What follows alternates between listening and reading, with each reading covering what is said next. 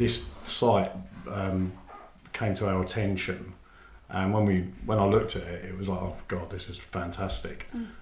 17 acres, parkland setting, mature trees, diverse range of trees and shrubs and plantation areas, a historic building set in the middle, lovely private driveway. It just set the scene for something new in the area, that the foresight of what we want to do with modern contemporary homes within a historic setting. The plans were sort of already in my mind, and the how and the development that we're building here is something that I believe is completely unique to the area in Cambridgeshire per se, and it's just something that we want to have as a real good, great legacy for the area and for future generations to look and go, wow, that's a really good thing to do. It's all those key words which people seem to really want to sort of be part of, but you can't sort of get that through national house builders. So bringing this site to me, I could see that vision, bring forward that sort of contemporary feel, which always works so well with sort of a listed buildings. The house types are looking really good. Some great features, big open rooms, and lots of glazing. Sort of contemporary roofs. So yeah, it's looking really good. Too long. Well, going back to what I originally said about when I was made aware of the site, that was back in 2000, the very end of 2016. So really the journey began 2017 to date. In terms of the view, the aspect, all the trees, you can walk to the town, the listed building, it just takes time. And taking that length of time brings something unique to the table, which people can't, you just can't find anywhere really. It's quite unique building in grounds of listed homes, mature grounds. It's really it's very difficult to find, so it makes it unique in a great location. Well, yeah, of course, we wanted to do something that was unique, not really been tried and tested, certainly not in the area whatsoever, and to try and bring something completely new. We're not advertising it as an eco village, but essentially it's micro village in itself. We wanted the houses to be of a nice, large, unique mixed development type. Not too many units. We want the people that are going to obviously live there to enjoy what is there evidently now, and to have their sort of place within them grounds so they feel part of it as opposed to being on top of one another. The full ethos of the site is that we want the people to drive in, park up, and not really feel the need to leave there by car. It's a purpose of the site is there to walk around, to feel like you're within that parkland setting, walk down the private gate to the river, walk into the town centre, just enjoy what we just don't do as people 9 to 5. So that is the whole purpose of what we've tried to build and have our dream, and it's now becoming a reality, so it's great. It's really the fact that it is a mature gardens of a listed building that we had the challenges of the trees, more to the point. So there is some stunning trees there, which we want to retain because it makes part of this parkland feature within the site. But we're providing all these new services coming in, and it's from a massive estate drive. The challenge is getting everything into that drive, bringing it into the site, and creating, a new development in this unique location. So I think probably the biggest challenge is probably bringing all the because we're not using gas, so bringing the electrics into the site, which will help power up the heat pump, renewable heat pumps.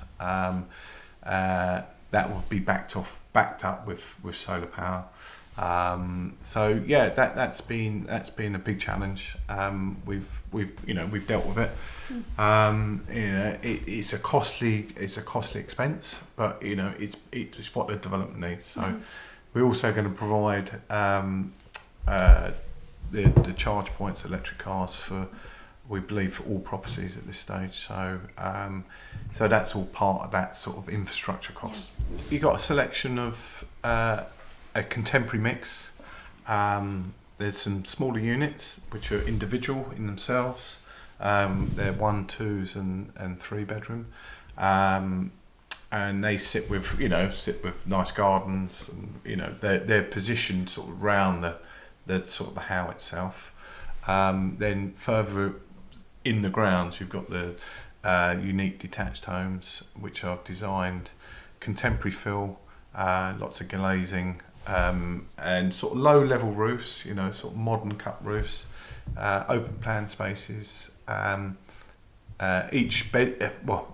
Each bedroom has got a bathroom in I think in the B types. There's big ground rooms, and they just got something about them in terms of modern. It's what people tend to be driving for. Something looks good from the outside, and then it's got the features within.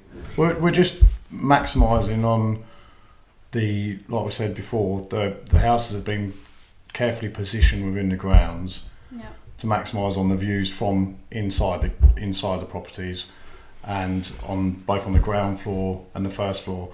The ground floor aspect is the parkland setting, mature trees throughout the gardens, not feeling enclosed, not feeling overlooked.